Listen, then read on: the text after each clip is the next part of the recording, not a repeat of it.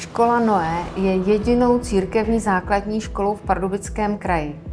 Snažíme se poskytovat kvalitní vzdělání postavené na křesťanských hodnotách.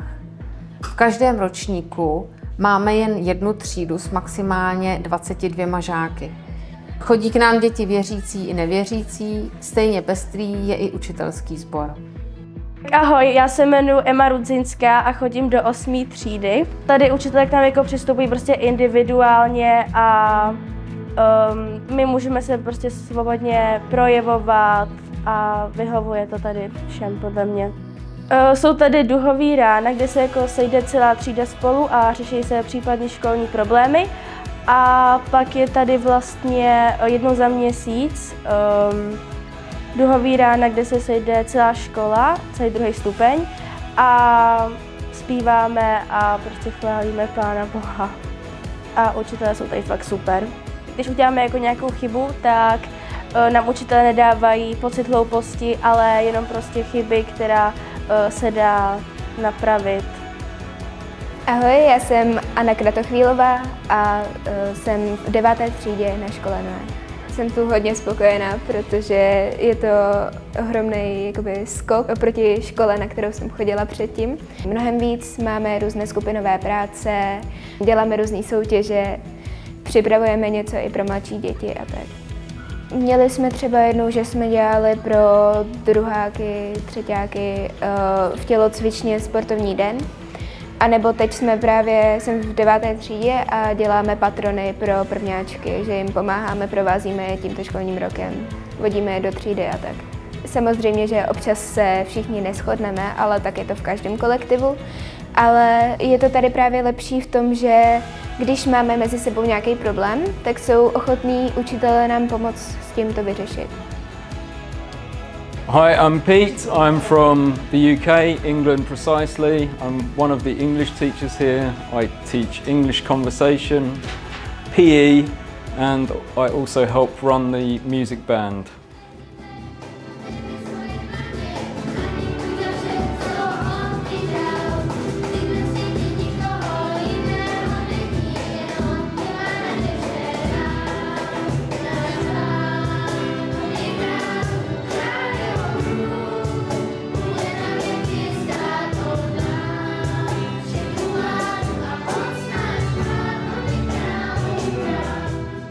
Ahoj, já se jmenuji Elena Havránková a jsem absolventkou základní školy Noé a momentálně studuju na střední škole předškolní a mimoškolní pedagogiku. Bylo nám umožněno jako deváťákům jít do psychologické poradny, kde nám pomohli s výběrem našeho budoucího zaměstnání nebo s naší budoucí střední školou. Dále jsme tady měli hodiny navíc, kde nás připravovali učitelé na přijímací zkoušky. A když jsem sem šla, tak jsem počítala s tím, že tady bude právě třeba ta výuka křesťanská, že budeme chodit do kostela a šla jsem sem s tím, že to budu respektovat. Taky jsem to respektovala a zároveň mě to i bavilo poslouchat a dozvědět se o tom něco víc. Že to není vyloženě všechno striktní, že se tady musíme modlit, to vůbec. Je to právě všechno na nás, jak chceme. My jsme zvolili tuto školu proto, že když jsme se přestěhovali k Pardubicím a hledali jsme, jaká škola by se nám líbila, tak nás zaujalo, že zatímco většina škol dávala na odiv svá nová sportoviště a třídy a vybavení, tak škola Noé naopak dávala na odiv spíše hodnoty, které sdílí a způsoby, jakými učí, a to nás hodně oslovilo.